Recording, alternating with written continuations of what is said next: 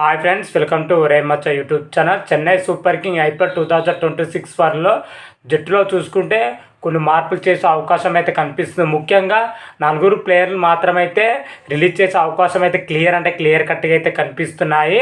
మరి వాళ్ళు ఎవరు, ఎందుకని రిలీజ్ చేస్తున్నారు అనే విషయాల గురించి క్లియర్ కట్గా తెలుసుకునే ముందు మా ఛానల్ అయితే సబ్స్క్రైబ్ చేసుకోండి. పక్కన ఉన్న బెల్ ఐకాన్ మాత్రమైతే క్లిక్ చేసి పెట్టుకోండి. ఫర్దర్గా మేము వీడియోలో అప్లోడ్ చేసాం, మీకు నోటిఫికేషన్ వస్తుంది. ఐపీఎల్ 2025 వచ్చేసరికి చెన్నై సూపర్ కింగ్ మాత్రమైతే చాలా చెత్త ప్రదర్శన అయితే చేయడం జరిగింది.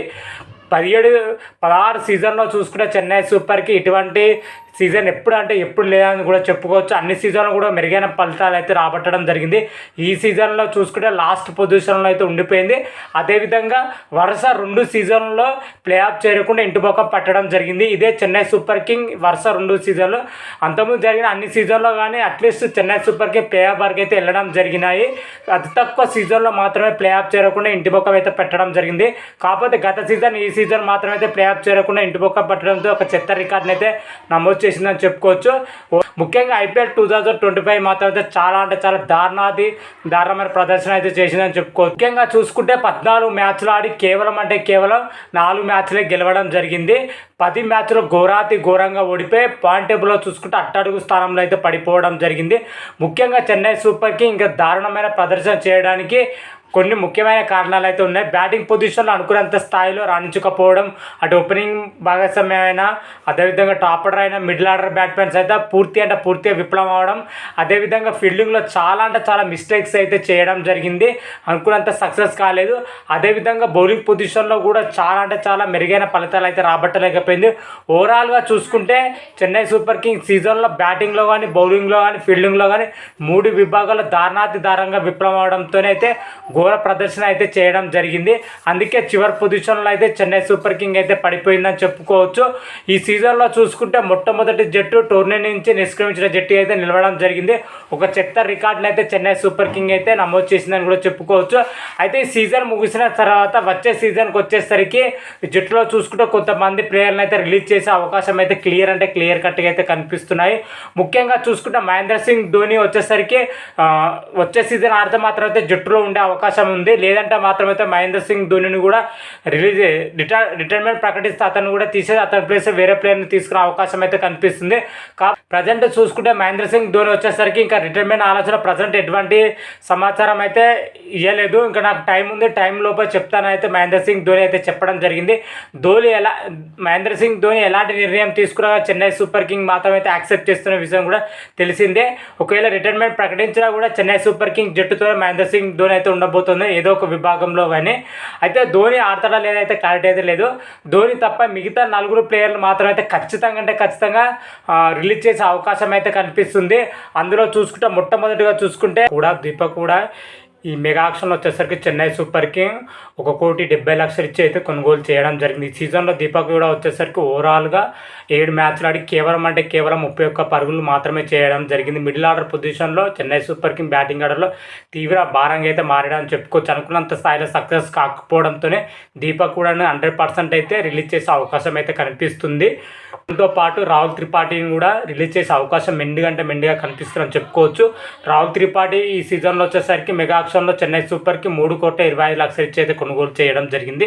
ఈ సీజన్లో అనుకున్నంత స్థాయిలో అయితే రాణించలేకపోయాడు. పూర్తి నిరాశపరచాలని చెప్పుకోవచ్చు. ఓవరాల్గా చూసుకుంటే వచ్చేసరికి 5 మ్యాచ్లు అయితే ఆడడం జరిగింది. 5 మ్యాచ్ల్లో చూసుకుంటే కేవలం 55 పరుగులు మాత్రమే చేశారని చెప్పుకోవచ్చు. ప్రతి మ్యాచ్లో మనం చూసుకుంటే మాత్రమైతే కేవలం 11 పరుగులు చేసినట్టయితే యావరేజ్ అయితే ఉండడం జరిగింది.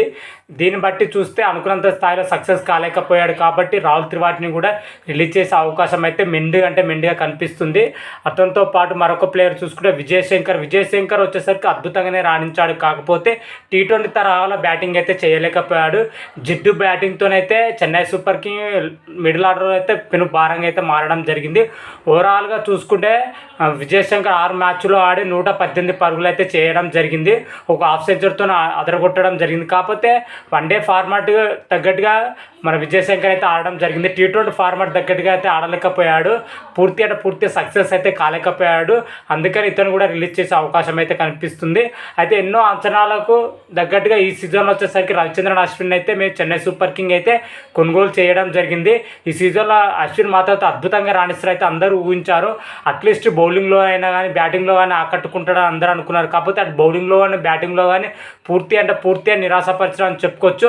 అచ్చొచ్చిన చెపాక్ పిచ్ పైన రవిచంద్రన్ అశ్విన్ పూర్తిగా తేలిపోవడం అయితే జరిగింది. అటు బ్యాటింగ్లో కానీ బౌలింగ్లో విఫలమవడంతోనే చెన్నై సూపర్ కింగ్ అయితే భారంగా అయితే మారడం జరిగింది.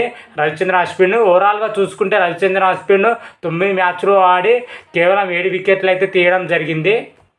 బ్యాటింగ్లో మాత్రం అనుకున్నంత స్థాయి దగ్గర ఏ మ్యాచ్లో కూడా ఆడలేకపోయాడు రవిచంద్రన్ అశ్విన్ మాత్రం. అయితే ఓవరాల్గా చూసుకుంటే ఈ 4 ప్లేయర్లు 100% అయితే చెన్నై సూపర్ కింగ్ రిలీజ్ చేసే అవకాశం అయితే కనిపిస్తుంది.